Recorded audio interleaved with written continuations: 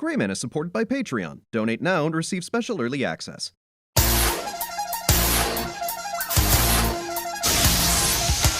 Hello, I am the Greyman, and welcome back to Mega Man. We defeated 3 Robot Masters in the first episode. Not bad for a start. So we defeated Airman, which means we're going on to Crashman. And you guys didn't see it because I cut the episode there, but I got item 2 from defeating Airman, as Dr. Light told me. Dr. Light can confirm that. Dr. Light, do you mind? Okay, thank you. Just gonna hit these little... I don't know, what would you call them? Apparently, Mega Man just has, like, weird names for a bunch of the incidental enemies. So those things are apparently called tellies. And, you know, your guess is as good as mine as to why they're called that. Also, look at this level. Like, we're freaking caught in, like, 3D pipes. We're caught in somebody's screensaver.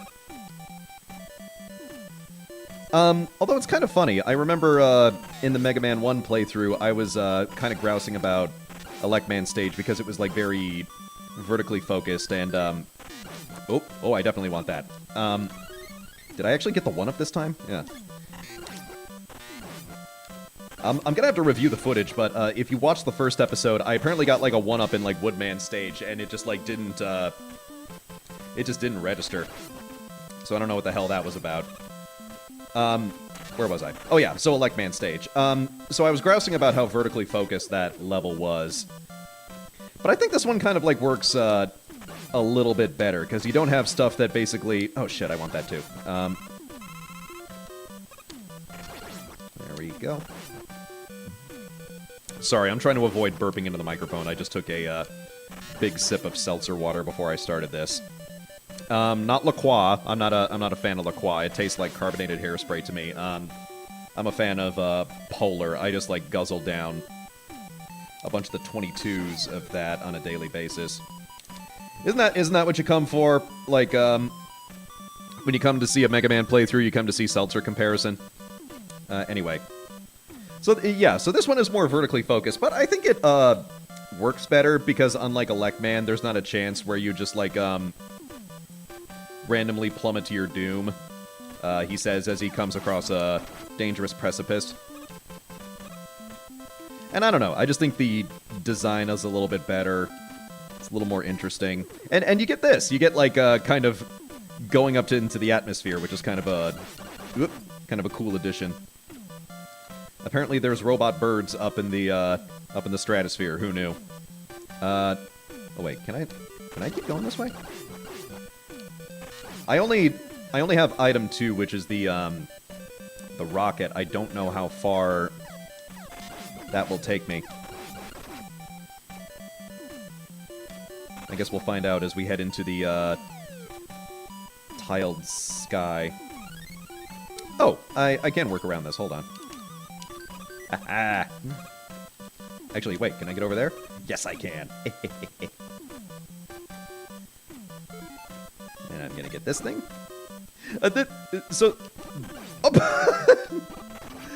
Oh, I almost had it all right there. It just zipped right past me. It's like, yeah, no!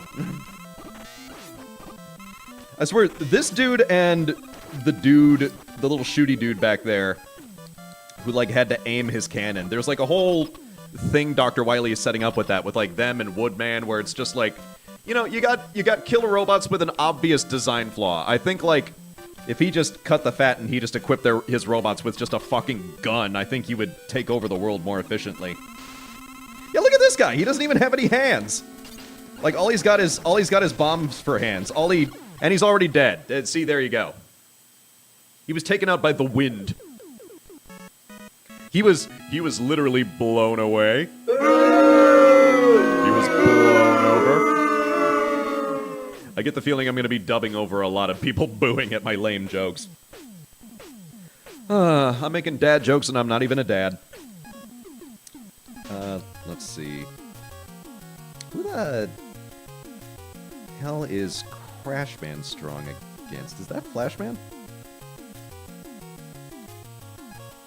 Oh, yeah, I can use the crash bombs to bomb through his level. Let's do that. Plus, this has the best goddamn song in the game. Like, it's the best. Let's check this out. Yeah!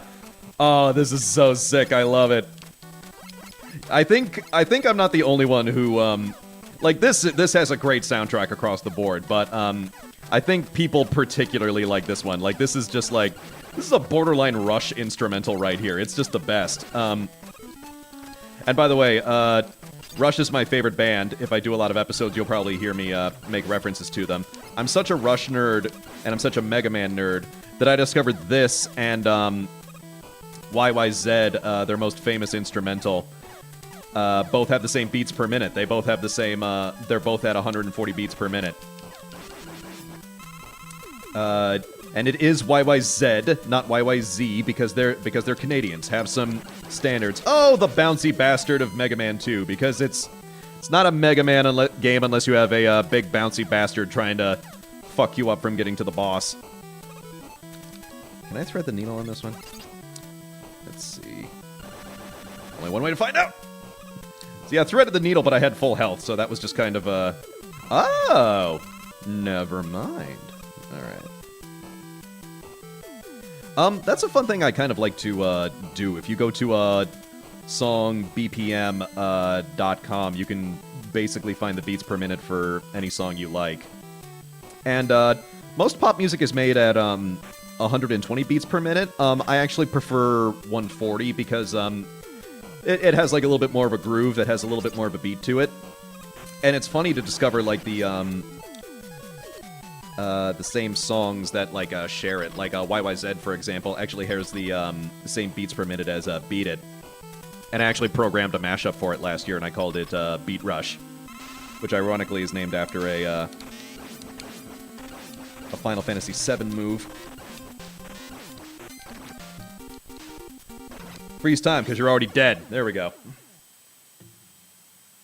Like, do you see what I mean about Metal Blade being ridiculously powerful? Actually, you know what? Let's take care of the last Metal Blade boss. Let's go for Bubble Man. Take care of that bubbly bastard. Let's see, after we get through the seizure screen. I actually forget which power-up this is. Oh, item 3. Okay. That's like the little fluttery thing. And by the way, hold on. Oh, I hope the microphone didn't pick that up. Had to get another seltzer burp out of me. So these were kind of made in lieu of like the Rush adapters. Like those would come in later games when they would properly introduce Rush. Oh hey, Rush and Rush. Like I didn't even intend that. I didn't even mean to put that together. But I find these like infinitely better than the platform gun that was in like the previous game, because they just give it to you. It's not like an external item that you need to like suss out in order to beat the game. And by the way, between Mega Man 1 and this game, I was kind of like pondering about the platform gun and how, like, that's actually a really cool mechanic. Like, you could arguably base an entire game around that, and it just like never came up in another Mega Man game. It never came up in another Capcom game. As far as I know, it's never come up in... Oh, shit. Never came up in any other game ever. So I don't know. Like, I think someone should get on that. Like, someone should make like an indie platformer try to kickstart something with a platform gun game. And just feel free to just kind of run with that idea. Just like, I'm not gonna register a trademark over it. I just, like I know anything about game design. I'm trying to learn. I actually downloaded Game Maker as a birthday present to myself last year. But I haven't had the chance to really make use of it, mostly because it requires a completely new coding language if I want to do anything special. I basically have to like learn XML, and You know, I'm good at the artsy-fartsy stuff. I'm good at the creative aspect, but when it comes to coding, I completely and utterly suck. I did web development for a year. I did front end, and I barely managed to scrimp by with like the little bits of basic HTML and CSS that job required. And the only reason I got by is because I was basically like, it was very by the numbers, so like, I just had a bunch of my code just like pre-saved. I had to like improvise new code very little. So, not my strong suit. I freely admit... Oh, shit. I got taken up by the tiny enemy crab. But that's okay. Are they just like... Look at these little spritzes. Are they like pumping in more water?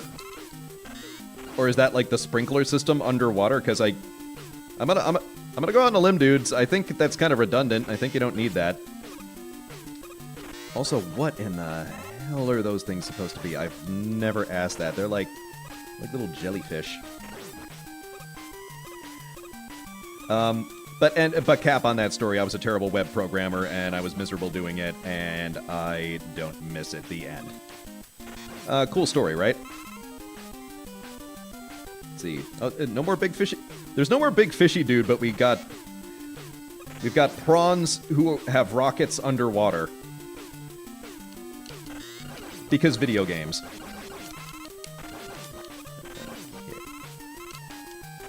A funny thing about the frog dudes, like, so I first played this when I was in kindergarten, and I just assumed any big enemy that I encountered was, like, the final boss. So there was a time... Because, like, the frog who spits other frogs is the first thing you see in this level, and I just assumed, oh, there's Bubble Man, that's the final boss, you know, even though... You know, he's just the first... Oh, God. Even though he's just the first enemy and you've got way more level to go. I don't know if I was just a dumb kid or if I was just weird. Probably both.